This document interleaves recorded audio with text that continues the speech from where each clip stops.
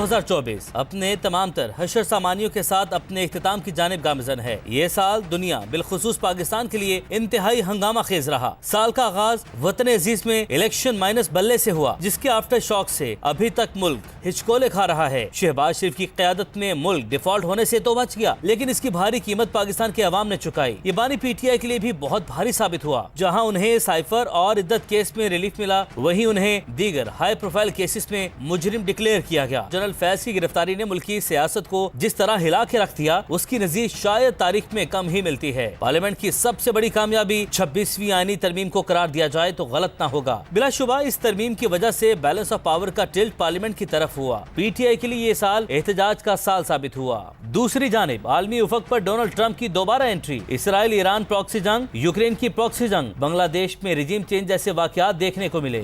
सवाल यह है कि 2025 का साल कैसा रहेगा? क्या हुकूमत और PTI के दरमियान मुज़ाकरात के नतीजे में इमरान खान को अडयाला से रिहाई का परवाना मिल जाएगा? सेम पेज रहेगा? ट्रंप की दूसरी टर्म आलमी सियासत को कितना मुतासिर करेगी? ईरान और इसराइल के माबैन हकीकी शोडाउन होगा? इन तमाम मौज़ूआत पर गुफ्तगू करेंगे नजम सेठी। अस्सलाम वालेकुम। सेठी से सवाल के साथ मैं हूं सैयद आयशा नाज, मेरे साथ मौजूद है नजम सेठी साहब। अस्सलाम वालेकुम। सेठी साहब, दिसंबर डिसेंट कर रहा है छुट्टी के लिए। हाँ, आज इस हफ्ते का यानी साल का आखिरी शो है, तो फिर हम अगले साल ही मिलेंगे ना? अगले साल। हाँ, आप नाजरीन के साथ तो अगले साल मिलेंगे। लेकिन कैसा आप फील कर रहे हैं साल के आखिर में? होपफुल हैं या ला ताल्लुक हैं या ना उम्मीद हैं? अगर मैं कहता हूँ कि तो होपफुल हूँ, तो होप के ऊपर ही तो दुनिया कायम है। अच्छा। अगर मैं कहता हूँ कि होपफुल नहीं हूँ तो लोग मायूस हो जाएंगे शुरू में ही, और शुरू में ही कहेंगे लो जी। तो मुश्किल साल गुजरेगा। अच्छा, it's going to be a difficult year. Okay, चले यहाँ तो बहुत से सवाल जहन में आते हैं।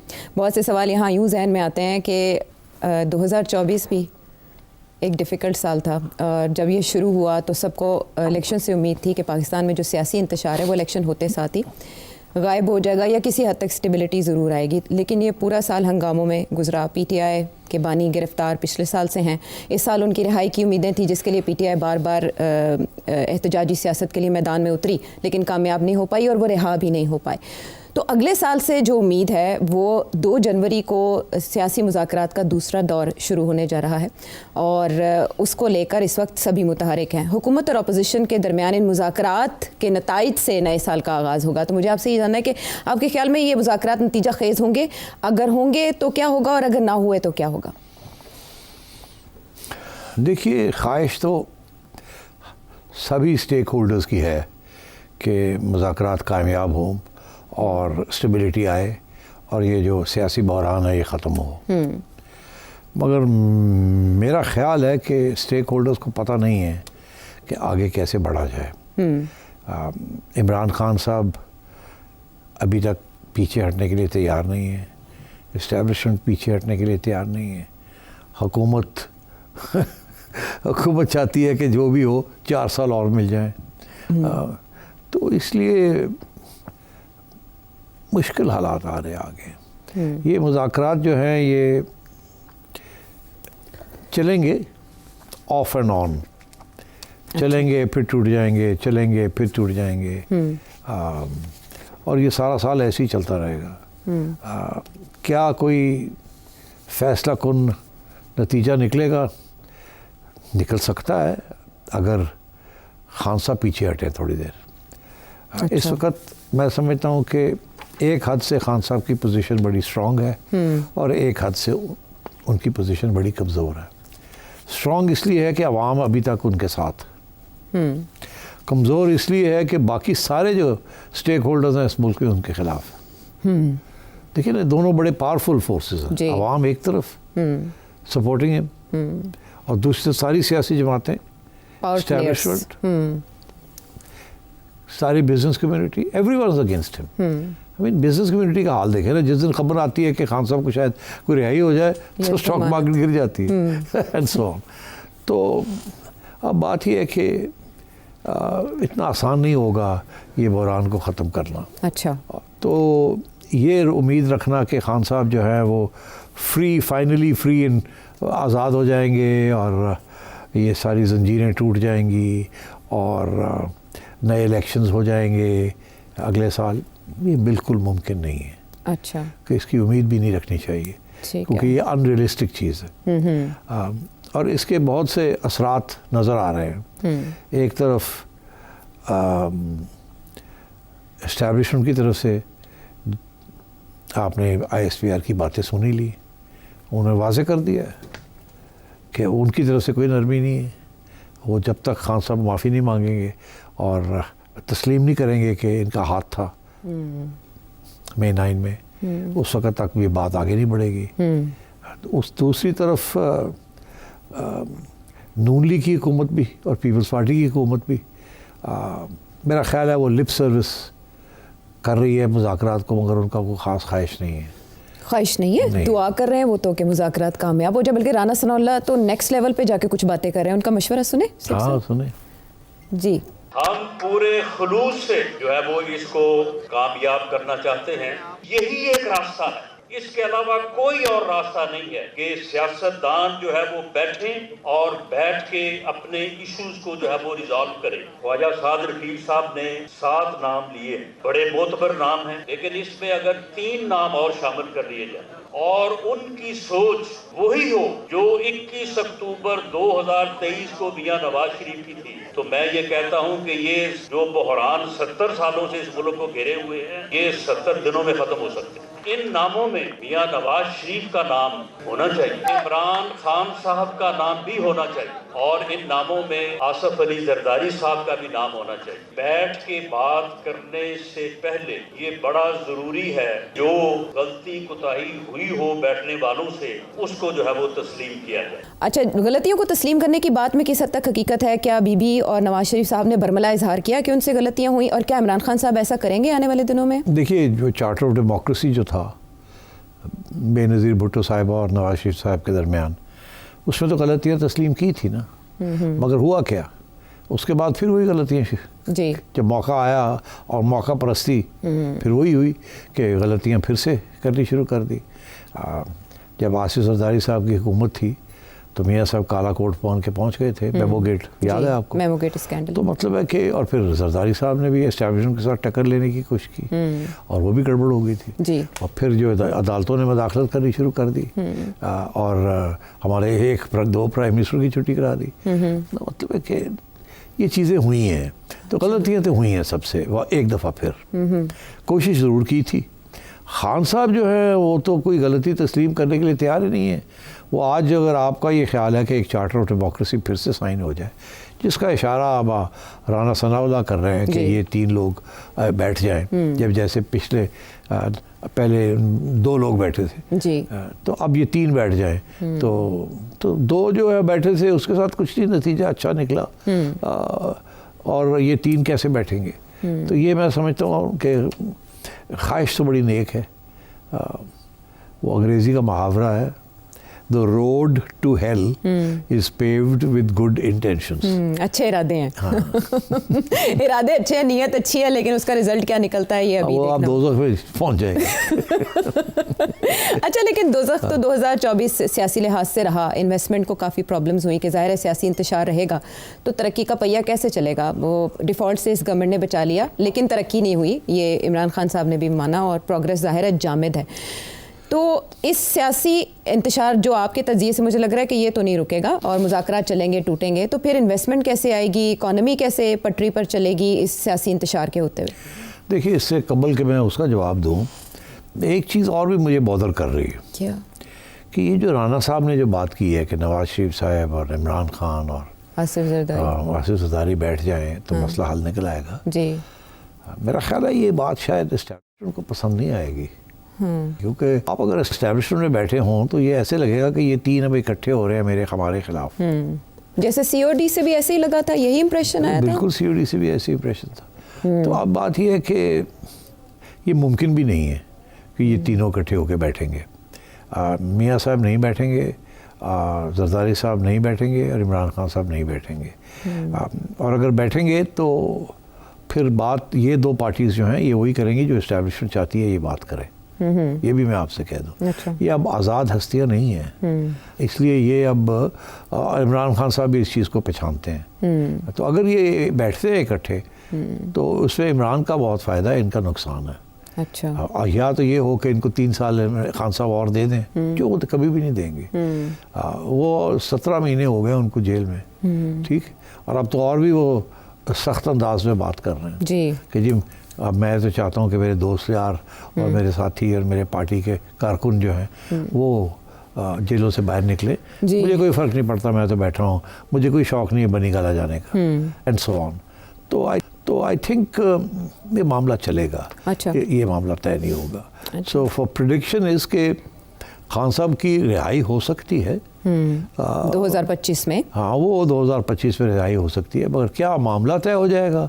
मामला तय तो उसको कहते हैं ना आयशा, जिसमें इलेक्शन की डेट तय हो जाए और पार्लियामेंट, उस वक्त तक पार्लियामेंट को कैसे चलाना है जब तक इलेक्शन नहीं होती, और वो किस किस्म की इलेक्शन होगी, ये चीज़ें तय करने वाली हैं जी। और कुछ चीज़ तय करने वाली नहीं है। खान साहब अगर का जो डिमांड है वो यही है कि एक नई इलेक्शन कराई जाए और मैंडेट वापस किया जाए, और वो समझते हैं वो जीत जाएंगे तो मैंडेट इस तरीके से वापस हो जाए जी। ये नहीं वो समझते कि जी उनके हवाले गवर्नमेंट कर दी जाए। इन हालात में ऐसे गवर्नमेंट कैसे चलेगी? तो एक फ्रेश इलेक्शन या फ्रेश मैंडेट की ज़रूरत वो इनको नहीं देंगे।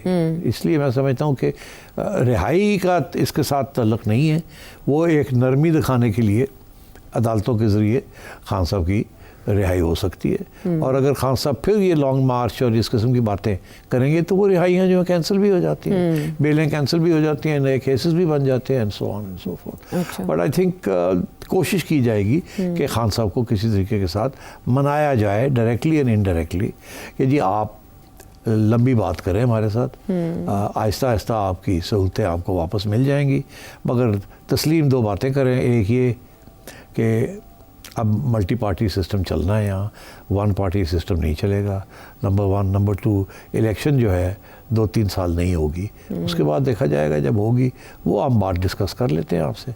अभी खान साहब उस मूड में नहीं है, अभी भी वो समझते हैं, और अब तो मेरा वो समझते हैं कि डोनाल्ड ट्रंप को तो आने दो ना, अवाम मेरे साथ है, डोनाल्ड ट्रंप आने दो, एक धक्का और लगाते हैं ना डोनाल्ड ट्रंप के ज़रिए, फिर देखते हैं कि उन्होंने 2 धक्के तो लगा लिए हैं, ठीक है ना जी, वो फेल हो गए हैं। अब वो डोनाल्ड ट्रंप की इंतज़ार कर रहे हैं कि डोनाल्ड ट्रंप आएगा तो शायद तीसरा धक्का लग जाए।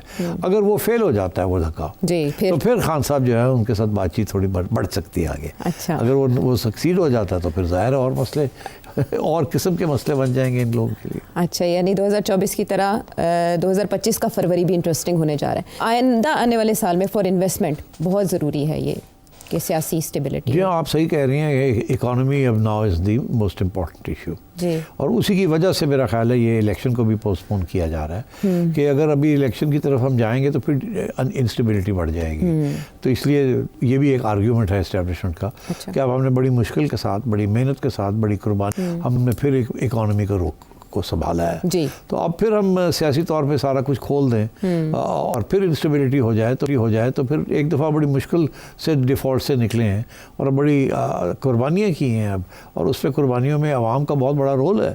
तो अगर फिर इंस्टेबिलिटी हो गई और फिर डिफ़ॉल्ट की तरफ हम बढ़ गए क्योंकि इन्वेस्टमेंट ना आई, ग्रोथ ना हुई, तो फिर क्या होगा? अब आइए इकॉनमी की तरफ। तो इकॉनमी इन दीज कंडीशंस आगे क्या होगा? अभी 2-3 चीज़ें आपको समझ आ रही है कि एक तो ये कि कुछ लोगों का ये कहना है कि जी स्टॉक मार्केट बड़ी अच्छी चल रही है, इसका मतलब है रिवाइवल हो रहा है जी। और साथ फिर ये भी कहा जाता है कि जो प्रेशर था रुपए के ऊपर वो भी कम हो गया है, रुपये भी स्टेबल हो गया है। ये भी कहा जाता है कि इंटरेस्ट रेट भी कम हुआ, इन्फ्लेशन भी कम हो गई है। तो ये अच्छे असरात हैं। अब इसके ऊपर बिल्ड करना है अब, और इसी के ऊपर, मगर जो बिल्ड करना है वो टैक्सेस बढ़ाने हैं। टैक्सेस तो बहुत बढ़ चुके हैं ऑलरेडी, अब इससे ज़्यादा और क्या बढ़ाएंगे? अच्छा चले बढ़ा लेते हैं कुछ लोगों के ऊपर, जो लोग अभी टैक्स नहीं दे रहे उनसे भी टैक्स ले लेंगे। अगर सवाल ये है कि क्या ग्रोथ होगी कि नहीं होगी, ग्रोथ अगर नहीं होगी तो मुलाजमतें नहीं मिलेंगी, ठीक है, और अगर एम्प्लॉयमेंट नहीं बढ़ेगी तो तंगी होगी हर एक को, तो वो ग्रोथ कैसे होगी? अब इनका ये ख्याल है कि इंटरेस्ट रेट्स गिरा दिए हैं, जो लोगों ने कर्ज़े लेने हैं उनके लिए आसान हो जाएगा। कर्ज़े लेके बैंकों से बिजनेसमैन जो है वो फिर से एक दफ़ा इंडस्ट्री लगाएंगे, मैन्युफैक्चरिंग शुरू करेंगे और कारोबार चलने लगेगा।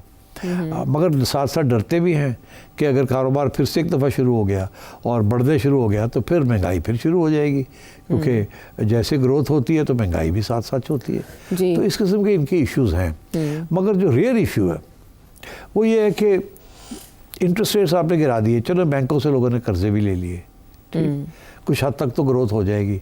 अभी 1-1.5% है, 2-3-1% भी हो सकती है, 3.5 भी जा सकती, पर उसके साथ आपके मुल्क के मसाइल हल नहीं होते।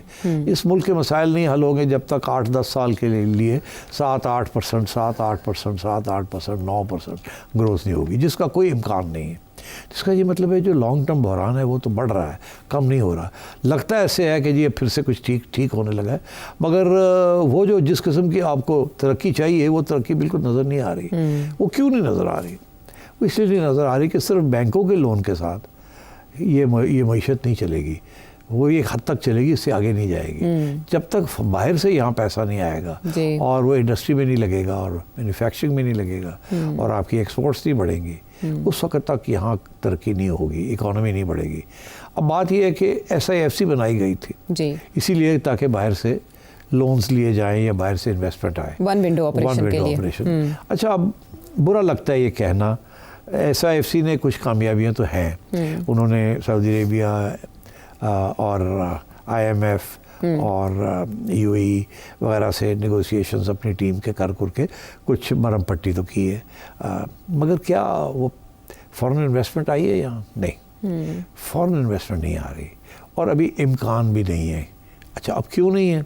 इसका जवाब बड़ा आसान है, मुश्किल नहीं है। आपके अपने इंडस्ट्रियलिस्ट यहाँ से पैसा निकाल के दुबई ले जा रहे हैं, वियतनाम ले जा रहे हैं, अब सोच रहे हैं बांग्लादेश लेके जाएं जी। तो जब आपके अपने लोग जो हैं सरमायादार, वो इस मुल्क में लंबी चौड़ी इन्वेस्टमेंट करने के लिए तैयार नहीं है, तो बाहर वाला क्यों आएगा यहाँ? और जैसे ये बताया जाता है, नीयत अपनी जगह, इंसेंटिव अपनी जगह, मगर जो रियल इंसेंटिव है वो है कॉस्ट ऑफ प्रोडक्शन। अच्छा, कॉस्ट ऑफ प्रोडक्शन इस मुल्क में बहुत हाई है। अगर आप बिजली का रेट ले लें तो ये सारी रीजन में सबसे ज़्यादा हाई रेट है बिजली का। आप गैस का रेट ले लें, इस रीजन में सबसे ज़्यादा हाई रेट गैस का इधर है। टैक्सेशन ले लें, इस रीजन में सबसे ज़्यादा हाई रेट टैक्सेशन का पाकिस्तान में है। और मैं आपको इस किस्म के बहुत से और एग्जांपल्स दे सकता हूँ जो कि ये चीज़ें जाती है कॉस्ट ऑफ प्रोडक्शन में। आप कुछ भी चीज़ प्रोड्यूस करने जाएंगे तो ये सब चीज़ खर्चे हैं, और यही सारी चीज़ें वियतनाम में सस्ती हैं, दुबई में सस्ती हैं। सो क्यों यहाँ इन्वेस्टमेंट की जाए? वहाँ पॉलिटिकल स्टेबिलिटी भी अब आ गई है, ठीक, वहाँ इंसेंटिव्स भी हैं, वहाँ ग्रोथ भी है, सब कुछ है वहाँ। तो क्यों लोग यहाँ सरमायादार यहाँ इन्वेस्ट करें? आपके अपने लोग करने के लिए तैयार नहीं है, तो बाहर के लोग आके क्यों करेंगे? तो ये जो मसला है ना कि यहाँ जो कॉस्ट ऑफ प्रोडक्शन इतना हाई है, इसको कैसे हल किया जाए? कॉस्ट ऑफ प्रोडक्शन हाई इसलिए बिकॉज आपने कर्जे बहुत लिए हुए, आप इंटरेस्ट रेट्स बहुत बड़े दे रहे हैं अपने जो कर्जे लिए हुए, आपके पास पैसे नहीं हैं to defend the economy. So I think यहाँ तो है ना, आपका रेट ऑफ इंटरेस्ट 2% हो या 3% हो, जो कि UK में, अमेरिका में यही रेट ऑफ इंटरेस्ट है, तो उसके ऊपर तो लोग पैसे बोरो करके भी चला लेते हैं। यहाँ आप अभी भी 15% है, तो 15% के ऊपर कौन मार्जिन बड़ी इंडस्ट्री के अंदर, बिग इंडस्ट्री के ऊपर 5, 8, 7, 6% आफ्टर टैक्स प्रॉफिट ये रेट होता। तो ये बड़ा मुश्किल है इस इंटरेस्ट रेट के ऊपर भी ग्रोथ करना। मगर अगर आप उसको इंटरेस्ट रेट को गिरा देंगे बहुत ज़्यादा, तो फिर लोग जल्दी से सारे पैसे बोरो करेंगे और खर्चा शुरू हो जाएगा। खर्चा शुरू हो जाएगा तो महंगाई शुरू हो जाएगी। और महंगाई क्या होती है? महंगाई ये इसलिए होती है कि एक कप कॉफ़ी है और एक गिलास है और ये पैसा है, इस पैसे में दोनों चीज़ें ख़रीदनी है। जब ये पैसा बढ़ जाता है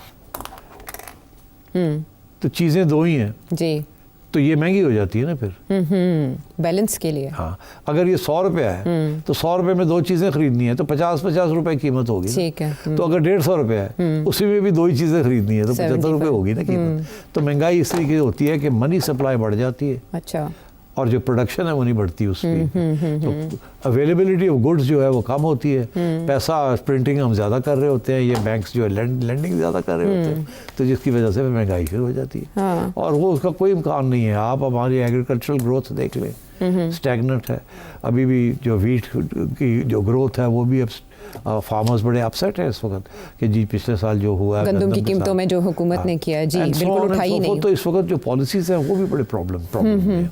इस सारी चीज़ों का कनेक्शन तो इस बात से बनता है ना कि कोई इन्वेस्टर यहाँ तब इन्वेस्टमेंट करेगा जब उसका एतमाद होगा, तो एतमाद उन हुकूमतों को भी नहीं होता जो आती हैं कि हमने कब घर चले जाना, और अगला साल भी अभी इसी कश्मकश में गुजरेगा। आपने कहा इमरान खान साहब रिहा तो हो जाएंगे, लेकिन फिर जनरल फैज़ हमीद के कोर्ट मार्शल का रिजल्ट आ पाएगा 2025, इस लिहाज से मिसाल बनेगा? कोई और गिरफ्तारी नहीं बन जाएगा मेरा ख्याल है, उनको तो सज़ा होगी। अच्छा, मगर मेरा ख्याल है कुछ चीज़ें खुली छोड़ देंगे ताकि खान साहब के ऊपर एक तलवार लटकी रहे। अच्छा, अगर वो खान साहब बात नहीं मानेंगे तो फिर उनको ले जाएंगे वहाँ। What about security issues of the region and country? हाँ, तो अब आइए आपके, एक तो ये हो गया मईशत, जी हो गया। अब आइए इंटरनल सिक्योरिटी।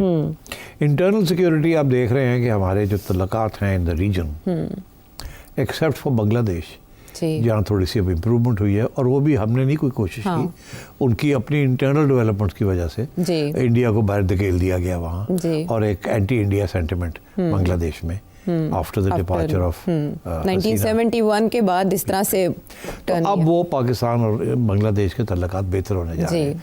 ये एक बहुत अच्छी चीज़ हुई है, मगर उसके असरात जो हैं वो आगे जाके पता चलेंगे कितने पॉजिटिव हैं या नहीं है। मगर बाकी जगह पे तो हर जगह पे नेगेटिविटी है। आपके तल्लकात इंडिया के साथ रत्ती भर बेहतर नहीं हुए जी। और अभी भी इस प्रेस कॉन्फ्रेंस के अंदर DG ISPR साहब ने इंडिया के ऊपर इल्ज़ाम लगाए हैं जी कि बहुत बदाखलत कर रहे हैं और बहुत से वायलेशंस हो रही हैं of sovereignty and so on and so जी। इसी तरीके के साथ अफगानिस्तान के साथ तल्लकात और भी ख़राब हो गए। वहाँ से तो आया अटैक और रिटेलिएट किया, लेकिन नाकाम बना दिया गया हमला। तो अब बात यह है कि और जो तो एक तो अफगानिस्तान के साथ पहले से दिन ब दिन ख़राब होते जा रहे हैं, बेहतर नहीं होते जा रहे हैं। फिर आइए ईरान के साथ आपके तल्लकात ना अच्छे हुए हैं ना बुरे हुए हैं, वहीं वो फ्रोज़न है। फिर ईरान आपको ट्रस्ट नहीं करता, वो समझते हैं कि जब वक्त आएगा तो आप शायद अमेरिका का साथ दें, और वो उन्हें एहसास है इस बात का कि आपकी मजबूरी होगी, आप देना तो नहीं चाहेंगे, मगर क्योंकि आपका रोटी पानी लगा हुआ है अमेरिका के साथ, तो इसलिए आप मजबूरी का नाम शुक्रिया झुकेंगे। तो बाकी रह गया अफ़गानिस्तान के साथ तल्लकात तो ख़राब होंगे, बेहतर नहीं होंगे। इंडिया के साथ ख़राब हैं और ख़राब ही रहेंगे। ईरान के साथ बेहतर नहीं होंगे। और ईरान तो चाहेगा ना कि जब इजराइल और अमेरिका उसके ऊपर हमला करें तो आप इमरान की साइड लें, और मेरा ख्याल है आप चुप करके बैठ जाएंगे तो ज़ुबानी कलामी थोड़ी बहुत हो जाएगी, मगर ईरान के साथ खड़े नहीं होंगे आप। और फिर पीछे और कौन सी रीजन में कौन रह गया? आप पाकिस्तान के अमेरिका से ताल्लुकात हमेशा ही ज़ाहिर है। अब आइए कि let's cross the seas. Europe के साथ आपका कोई ना अच्छा होगा ना बुरा होगा, ऐसे ही चलेगा। अच्छा, वैसे भी आपकी डिपेंडेंसी यूरोप में सिवाय वो एक GSP+ वो थोड़ा बहुत आपको कंसेशन मिली भी है ऑन ट्रेड, बाकी खास आपकी स्ट्रेटेजिक सिक्योरिटी के साथ कोई तल्लक नहीं है। तल्लक अमेरिका का है आप और चाइना का है जी। तो अब इस रीजन में चाइना के और आपके रिलेशंस बेहतर नहीं हुए। चाइना के और आपके रिलेशंस खान साहब के ज़माने में ख़राब हो चुके हैं, क्योंकि खान साहब के ज़माने में अमेरिकन प्रेशर की वजह से और IMF की वजह से चाइना के जो सिपेक प्रोजेक्ट्स हैं वो थोड़े बहुत रुक गए थे जी। और चाइना बड़ा नाराज़ था जी। वो एक मजमून आ गया था फाइनेंशियल टाइम्स में अब्दुल रज़ाक दाऊद साहब का। उसके बाद क्या हुआ कि फिर से एक दफ़ा बेहतरी शुरू हुई, डेवलपमेंट शुरू हुई, मगर क्योंकि ये जो अटैक्स हो रहे थे चाइनीज़ के ऊपर, उसके साथ सारा कुछ रुक गया। और अब ये डेवलपमेंट हो रही है कि चाइनीज़ कह रहे हैं कि हम अपनी सिक्योरिटी का खुद इंतज़ाम करना चाहते हैं, अगर आप नहीं कर सकते तो हम ये कहते हैं नहीं हम ही करेंगे। फिर अब डिस्कशंस हो रही हैं कि क्या चाइना और पाकिस्तान मिल के कोई जॉइंट सिक्योरिटी फोर्स बनाएं। मामला रुका हुआ है आगे, और चाइना के ऊपर भी और पाकिस्तान के ऊपर भी, और ये कुछ ख़ास समझ नहीं आ रही कि पाकिस्तान कैसे उस प्रेशर को बर्दाश्त करेगा। अमेरिका फैसला वहाँ डोनाल्ड ट्रंप का है कि इंडिया के साथ मिलके चाइना को अब पुश बैक करना है, और जब चाइना पुश बैक होगा तो ऑटोमेटिकली चाइना एक्सपेक्ट करेगा पाकिस्तान से कि पाकिस्तान उनके साथ खड़ा हो और उनको सहूलतें दे, और यहाँ फिर ये IMF और ये सारे जो प्रेशर पॉइंट्स हैं ये फिर टेंशन क्रिएट करेंगे आपके लिए. So I fear that things on the foreign policy front are not going to be positive for Pakistan. ठीक है, और अगर ऐसे में पाकिस्तान को कोई आज़ादाना फ़ैसला करना पड़ता है तो क्या वो इस पोजीशन में होगा? खुद मुख्तारी उसके लिए है, और माशी इस्तेहकाम, सियासी इस्तेहकाम से किस तरह जुड़ा है, और भी बहुत सी पेशगोइयाँ आने वाले साल के हवाले से. एक ब्रेक के बाद welcome back to the show. और अब सिट साहब, जब तस्करा अमेरिका का हुआ है और हमारे ख़ित्ते में चाइना की बात हुई है, तो ये एक ऐसा फ्रंट है जिस पे दोनों ममालिक हमेशा से डटे रहे, और डोनाल्ड ट्रंप ने अपने साबिका दौर में भी चाइना को अच्छा खासा टफ टाइम दिया था, यहाँ तक कि कोविड को चाइनीज़ वायरस कहा था, और फिर ट्रेड वॉर शुरू हो गई थी और उसी हवाले से पॉलिसीज़ बनने लगी थी. अभी भी वो ऐलानात में ऐसी ही बात कर रहे हैं. ज़ाहिर है सुपर पावर ने सुपर पावर को मेनटेन करना है.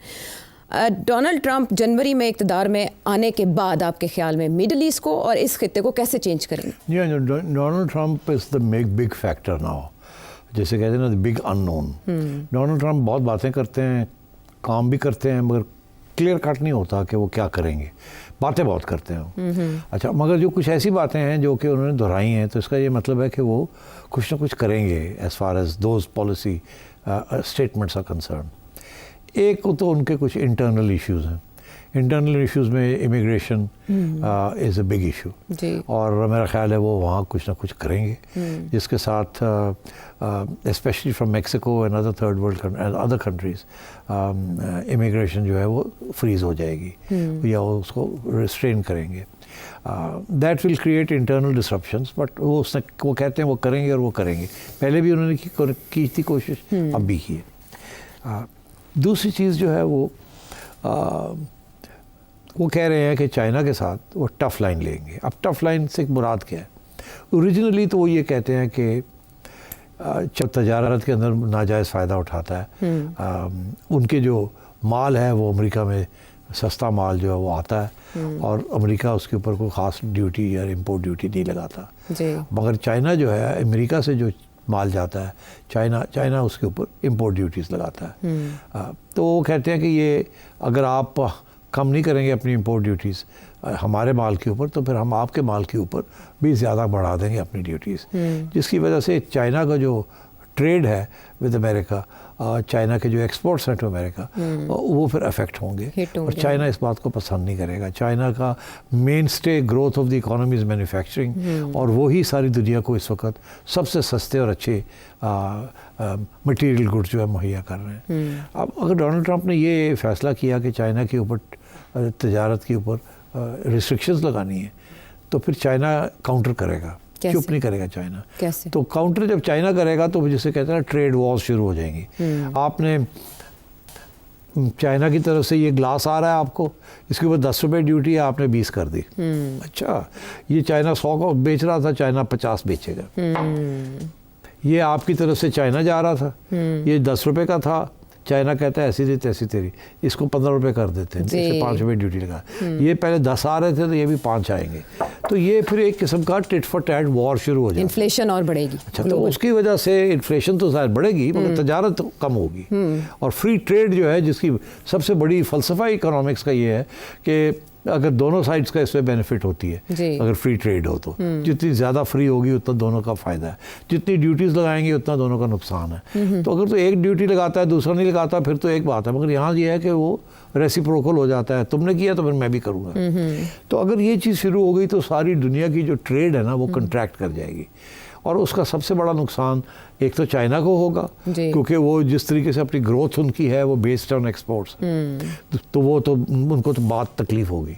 मगर अमेरिका की पब्लिक जो है, जिसको सस्ता माल मिलता है, फिर उनको भी महंगा माल मिलेगा. जब वो महंगा माल मिलेगा तो इन्फ्लेशन जो है अमेरिका के अंदर, महंगाई बढ़नी शुरू हो जाएगी. तो वहाँ भी डोनाल्ड ट्रंप के खिलाफ एक महाज बनना शुरू हो जाएगा. अच्छा, तो अब बात ये सारी चीज़ें सोच के करनी पड़ेंगी डोनाल्ड ट्रंप को. ऑल्टरनेट ऑप्शंस की तरफ चाइना और अमेरिका अगर जाएँ तो वो कौन हो सकते हैं? अच्छा, तो अब ये है कि if this is the case, तो फिर एक तो ये एक टेंशन पॉइंट बनेगा. दूसरा टेंशन पॉइंट बनेगा कि अमेरिका जो है वो चाइना को वैसे घेरना चाहता है.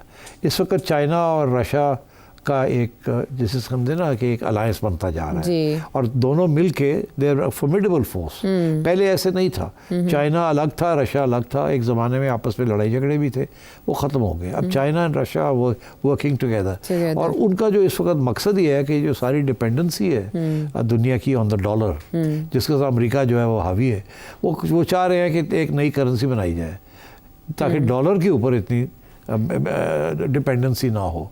तो अगर अमेरिका को ये बड़ी तकलीफ़ हो रही है क्योंकि यही तो सारा रास्ता है जिसकी वजह से अमेरिका हर एक को कंट्रोल करता है। अब वो एक पूरा पेमेंट सिस्टम है आयशा, जिसकी वजह से हर पेमेंट दुनिया की एक दूसरे के साथ जो होती है तजारत के अंदर वो डॉलर में होती है जी। तो अगर वो डॉलर से हट गई आधी पेमेंट उसकी, तो फिर ये है कि वो आपस में लोग करना शुरू कर देंगे without dependence on the dollar, तो डॉलर जो है उसकी वैल्यू गिर जाएगी और बड़ा मसला बन जाएगा। अमेरिका ने डोनाल्ड ट्रंप ने धमकियाँ देनी शुरू कर दी जी कि अगर किसी ने ये नई करेंसी बनाने की कोशिश की तो फिर हम ये कर देंगे, हम वो कर देंगे। और हमेशा वो अपना मिलिट्री पावर जो है ना वो दिखाते हैं, आंखें दिखाते हैं कि हम मिलिट्री एक्शन लेंगे, हम ये करेंगे, हम वो करेंगे, and they are quite capable of it. अच्छा, सो एक तो द ब्लॉक, इन्होंने 2-3 ब्लॉक बनाए हैं अमेरिकनों ने जो अब डोनाल्ड ट्रंप आके और भी उनको मजबूत करेगा। एक तो जो ब्लॉक बना रहे थे ब्रिक्स वाले जी, वो अब ब्रिक्स वाला जो ब्लॉक है वो बढ़ता जा रहा है और डोनाल्ड ट्रंप को बड़ी तकलीफ हो रही है कि ये तो चले 4 मुल्क थे, फिर 5 हुए, अब 13 हो गए या 14 हो गए, तो ये तो एक बड़ा ऑल्टरनेटिव ब्लॉक बनता जा रहा है away from the west. It's all south Asia and beyond, इस तरफ south east Asia and China, Russia. एक तो ये प्रॉब्लम आ रही है ठीक। और उसके अंदर ईरान भी जा रहा है, टर्की भी जा रहा है, सारे जा रहे हैं। And these are by the way Turkey is a rising power. इस वक्त सिर्फ एक इंडिया है जो कि उसके अंदर है, मगर अभी it's still allied with America. तो इंडिया भी जो है वो भी पार हिला रहा है कि हम भी इंडिपेंडेंट हैं। तो एक तो ये ब्रिक्स वाला इश्यू है, दूसरा है यूक्रेन जी। अब ये नेटो की जो एक्सपेंशन, ये लोग सब डटे हुए हैं कि जी रूस को हमने अंडरमाइन करना है। तो मेरा ख्याल है ये 2 मेजर इश्यूज होंगे फॉर डोनाल्ड ट्रंप कि वो फोकस करेगा on China and on Europe. हाँ। यूरोप वाले नाराज़ हैं डोनाल्ड ट्रंप से क्योंकि वो कह रहे हैं कि नेटो जो है वो उसके पैसे, आधे पैसे, सारे पैसे हम देते हैं, आपकी सिक्योरिटी है तो आप भी अपने पैसे दें। और यूरोपियन मुल्क जो है वो ऑलमोस्ट बैंकरप्ट होते जा रहे हैं, उनकी भी ग्रोथ गिरी हुई है, उनकी भी फिस्कल डिफिसिट्स बढ़ी हुई है, उनका भी बुरा हाल है। अच्छा। वो कहाँ से पैसे देंगे अपने डिफेंस के लिए, तो वो भी उनकी भी टेंशन है विद डोनाल्ड ट्रंप, वो भी बढ़ेंगी। सो मैं समझता हूँ कि इस किस्म के इश्यूज इंटरनेशनली भी आ रहे हैं कि जो सिस्टम है इंटरनेशनल वो हिल रहा है। पुराने अलायंसेस टूट रहे हैं, नए अलायंसेस समझ नहीं आ रही कहाँ बनना है क्या नहीं बनना। ठीक है। डेमोक्रेसी इन मुल्कों में थी जिसकी वजह से सारे जुड़े हुए थे, अब डेमोक्रेसी हर जगह पे पीछे हट रही है और डिक्लाइन और राइट विंग पॉपुलिज्म अमेरिका में भी और जर्मनी में भी और ऑस्ट्रिया में भी और फ्रांस में भी, ये सारी जगह पे राइट विंग पॉपुलिज्म आ रही है। ठीक है। और मगर अमेरिका में तो ये मार्जिनली लेके वोट्स लेके ये आ गए हैं गवर्नमेंट के अंदर, मगर यूरोप के अंदर इतनी उनके पास मेजॉरिटीज़ नहीं है। सो वहाँ की जो इकॉनमीज हैं will have to depend on coalitions. वो प्रॉब्लम हो रहा है उनको, वो कोलिशंस बनाने में, वो चल नहीं रही है उनकी इकॉनमीज। जहाँ हर जगह जहाँ कोलिशन होती है, पार्टनर्स 2-3 होते हैं तो बड़ा मुश्किल हो जाता है चलाना। तो ये is a political system of democracy, elections, voting, it's all coming under a crisis internationally. ठीक। अच्छा, ये तो वो फ्रंट्स आपने गिनवाए जहाँ वॉर या क्लैश के चांसेस हैं, लेकिन डोनाल्ड ट्रंप के साबिका दौर में उनके एक्शंस ने जो बोला वो अफ़गानिस्तान से पुल आउट था, और इसके अलावा अब्राहम अकॉर्ड के ज़रिए उन्होंने मिडल ईस्ट में एक नई लहर चलाने की कोशिश की जो उनके जाने के बाद उस तरह से बढ़ नहीं सकी, और फिर ये अटैक हो गया हमास की जानिब से पिछले साल। लेकिन अपनी तकरीर के दौरान उन्होंने कहा था कि वो इनके तस्फिये के लिए कोशिश करेंगे। तो पर्सनल लेवल पर जो उनके ताल्लुकात हैं, रशिया यूक्रेन वॉर और मिडल ईस्ट में जो इस वक्त जंग के आसार हैं, उनको बुझा पाएंगे उस आग को? कोशिश करेंगे मगर होगा नहीं इतनी आसानी से, बिकॉज यूरोप नहीं चाहता कि यूक्रेन का वॉर ख़त्म हो, वो चाहता है कि रशिया को डिफीट हो। अच्छा। डोनाल्ड ट्रंप चाहता है कि कुछ सेटलमेंट हो जाए, मगर यूरोपियंस ये नहीं चाहते।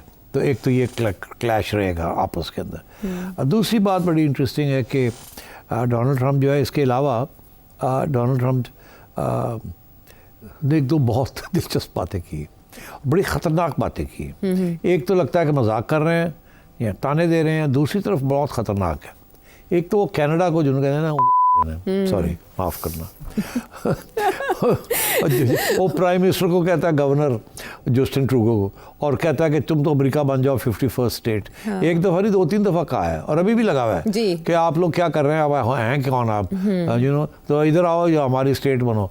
मतलब he is insulting the Canadians और they are very angry the Canadians. तो एक तो ये कनाडा को तंग कर रहा है, मगर मेरा ख्याल है वहाँ होना कुछ नहीं है, तंग ही करेगा। मगर वो जो ग्रीनलैंड के साथ कर रहा है, ग्रीनलैंड की पॉपुलेशन इज़ अबाउट 1 लाख से कम, मगर वहाँ बहुत रेयर मिनरल्स बर्फ़ के नीचे हैं और तेल भी है। और ये कह रहा है उनको कि अब तुम बन जाओ, अमेरिका का हिस्सा बन जाओ। और वो जो है डेनमार्क है जिसकी सुजरेंटी के अंदर वो आता है ग्रीनलैंड, तो उनको कह रहा है कि बेच दो हमें ग्रीनलैंड। सौदेबाजी, सौदा कह रहा है कि पूरा ज़मीन ही सानू बेचते हो। तो बड़े वहाँ नाराज़ है लोग, मगर ही इज़ वेरी सीरियस। तो ये ना हो कि वो प्रेशर डाले नेटो के ऊपर कि जी तुसी ग्रीनलैंड सान दे दिओ तो असी we will continue to defend you, नहीं तो फिर तुसी जाओ, असी रूस तो कहने हैं असी ओदी हेल्प करके ख़त्म करने हैं। बिकॉज इस वक्त जो सारी हेल्प हो रही है यूरोप की, जो हथियार आ रहे हैं, जो एम्यूनिशन आ रहा है, जो वेपन्स इस्तेमाल किए जा रहे हैं, सारे अमेरिकन हैं। तो जिस दिन डोनाल्ड ट्रंप ने चाहा तो उस दिन he can just stop the flow of weapons and ammunition to the Ukraine, जिसकी वजह से यूक्रेन फारग and the Russians will then, जैसे कहते हैं एक किस्म की डिफीट हो जाएगी यूक्रेन की। एंड तो दैट्स अ थ्रेट। तो यू नेवर नो। तो डोनाल्ड ट्रंप जो बातें करता है कभी कभी छिक्के चौके ऐसे मारता है कि हिल जाते हैं लोग। So the big unknown factor right for Pakistan, for Imran Khan, for China, for Europe, for Russia, is Donald Trump. और डोनाल्ड ट्रंप जो है जिस मूड में आया है, it's a very dangerous mood.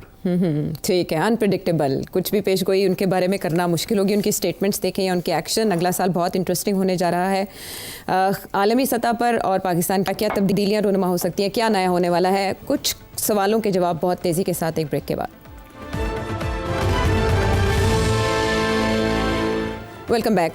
Middle east इस वक्त जंग के दहाने पर है और पेशरफ्त बढ़ रही है इसराइल की जानिब से। इस सिलसिले में क्या किरदार अदा कर सकता है अमेरिका या बाकी ममालिक? देखिए, इसके ऊपर पहले भी डिस्कशन हुई है, तो मैं मुख्तसर बात करूँगा।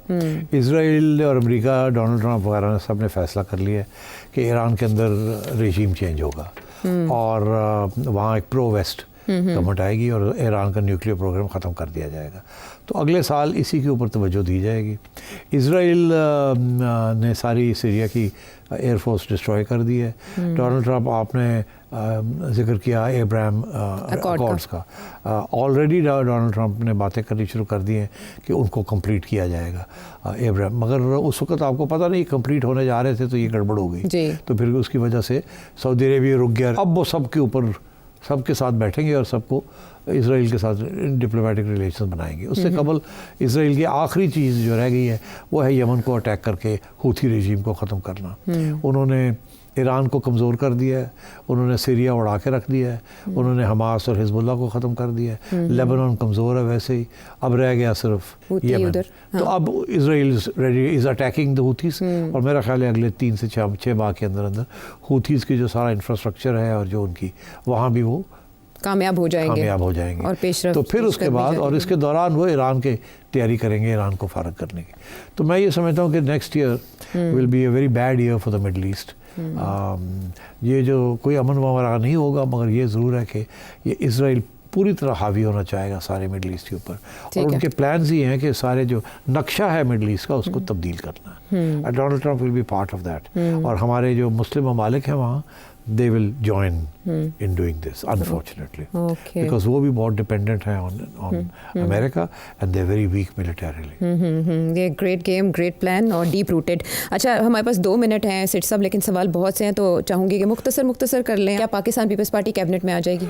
पाकिस्तान पीपल्स पार्टी कैबिनेट में आ सकती है। अच्छा। बिल्कुल आ सकती है और आना भी चाहिए, क्योंकि अभी वो सोच रहे हैं ना कि हम साथ रहें। उस वक्त इसलिए नहीं आए थे बिकॉज बड़े मुश्किल फैसले थे। अब सारे मुश्किल फैसले हो चुके हैं। अब उन्होंने दबाव करना शुरू कर दिया है कि हमें हिस्सा दिया जाए। अच्छा। पंजाब के अंदर हिस्सा मांगे, तो मेरा ख्याल है ये पहला कदम है। अच्छा। अगले 6 माह के अंदर अंदर एंड मुमकिन है कि पीपल्स पार्टी जो है वो कैबिनेट के अंदर आ जाए, फेडरल गवर्नमेंट। ओके, और सबसे बड़ा चैलेंज पाकिस्तान का 2025 में? 2025 में 2 चैलेंज हैं, एक है सियासी चैलेंज, एक है इकोनॉमिक चैलेंज। अच्छा। उसकी बातें हमने कर ली हैं और मैं समझता हूँ कि दोनों जो हैं चैलेंजेस रहेंगे ये ख़त्म नहीं होंगे। खुर्शीद शाह साहब कहते हैं पीपल्स पार्टी चाहे तो बिलावल कल वज़ीर आज़म बन सकते हैं। ऐसी हकीकत? बात नहीं है, ये गलत कह रहे हैं, ये प्रोपेगेंडा है। इस वक्त किसी सूरत में भी इस्टेब्लिशमेंट नहीं चाहेगी कि जो करंट अरेंजमेंट है इसको तब्दील किया जाए। नवाज शरीफ साहब चुप का रोज़ा तोड़ेंगे या रोज़ेदार रहेंगे? नहीं, रोज़ेदार रहेंगे। सेम पेज कंटिन्यू करेगा, फट जाएगा या ग्लू लगेगी मज़ीद? सेम पेज कंटिन्यू करेगा। अच्छा, 26वीं तरमीम के बाद 27वीं आईनी तरमीम आएगी या वो रिवर्स हो जाएगी पहले? मेरा ख्याल है उसकी शायद ज़रूरत ना पड़े। अच्छा। कुछ चीज़ें इस वक्त चल रही हैं, अगर वो कामयाब हो जाते हैं तो 27वीं तरमीम की ज़रूरत नहीं पड़ेगी, मगर आ सकती है। अच्छा, पाक इंडिया ताल्लुकात ये फ्रीज़ रहेंगे, फ्रोज़न रहेंगे या मोदी साहब पिघल सकते हैं? नहीं, मोदी नहीं पिघलेगा। अच्छा, पाकिस्तान पिघलेगा क्या? पाकिस्तान पिघलना चाहता था मगर नहीं पिघलेगा। ओके, सी पैक कोल्ड स्टोरेज से बाहर आएगा? सी पैक को आना पड़ेगा, चाइना की तरफ से बड़ा प्रेशर होगा और आना पड़ेगा बाहर। अच्छा, पाकिस्तान और अफगानिस्तान के दरमियान महदूद पैमाने पर जंग के आसार? जंग नहीं होगी मगर तल्लुकात अच्छे नहीं होंगे। ओके, बांग्लादेश में नए इंतखाबात होते देख रहे हैं आप? बांग्लादेश में अगले साल के आखिर में या उससे अगले साल इलेक्शन ज़रूर होंगे और बांग्लादेश स्टेबल हो जाएगा। ठीक है, और हसीना वाजिद को हवाले किया जाएगा इंडिया की जानिब से बांग्लादेश के? नहीं, उनके हवाले नहीं किया जाएगा। ओके, इसराइल और अमेरिका मिल के न्यूक्लियर फैसिलिटीज़ को टारगेट करेंगे ईरान में? जी करेंगे, अटैक करेंगे। ओके, बुशरा बीबी अरेस्ट होंगी? बुशरा बीबी अभी मेरा ख्याल है अरेस्ट होंगी और फिर बेल भी होगी। अच्छा, और अली अमीन गंडापुर साहब का केपी में फ्यूचर गवर्नर राज लगते देख रहे हैं या वो कंटिन्यू नहीं, गवर्नर राज नहीं लगेगा, वो रहेंगे। ठीक है, और पाकिस्तान पीपल्स पार्टी को पंजाब में एक्सेस दी जाएगी, फ्री हैंड दिया जाएगा? नहीं, फ्री हैंड नहीं दिया जाएगा। 3-4 डिस्ट्रिक्ट्स के अंदर उनको पोस्टिंग्स एंड ट्रांसफर्स की फैसिलिटी मिल जाएगी। अच्छा, और पाकिस्तान तहरीक इंसाफ के लिए 2024 तो बहुत सख्त रहा, 2025 रिलैक्सेशन का लचक का साल होगा? मुश्किल है, रिलीफ मिलेगा? ये सारा खान साहब पे डिपेंड करता है। ओके, और अवाम को 2025 में रिलीफ मिलेगा? रिलीफ इस तरीके का मिलेगा कि जो बोझ था पहले उसके ऊपर और बोझ नहीं पड़ेगा। ओके, चलें, इस हद तक की इत्मीनान का सांस हम ले सकते हैं। तो मेरा ख्याल है time to sign off this year. कोई मैसेज देना चाहेंगे? जी, I think we need a lot of good luck and prayers. And prayers and good leadership as well. वो तो जो है उसी पे गुजारा करना पड़ेगा, और कोई चारा नहीं है। पुरानी तनख्वाह, वो क्या वो मुहावरा है कि उसी तनख्वाह पे काम करना, पुरानी तनख्वाह पे काम करते रहेंगे और हमें भी करना पड़ेगा, लेकिन अच्छी उम्मीदों के साथ। ऑफ दिस ईयर आपसे मुलाकात होगी अगले साल 2025 में। अल्लाह हाफिज़।